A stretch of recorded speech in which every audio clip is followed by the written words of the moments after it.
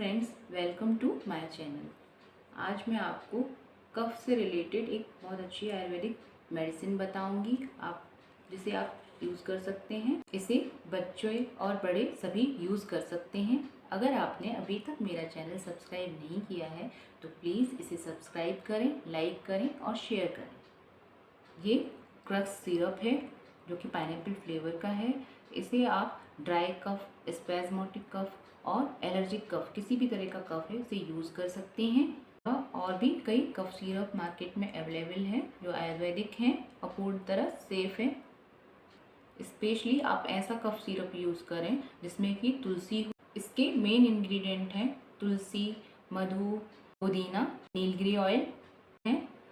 इसे हमें बच्चों के देने के लिए आफ्टर फूड देना है। 5 ml मॉर्निंग, 5 ml नाइट, और अगर एडल्ट यूज़ कर रहे हैं तो 8 to 10 ml इसे आफ्टर फूड ले सकते हैं। Thanks for watching.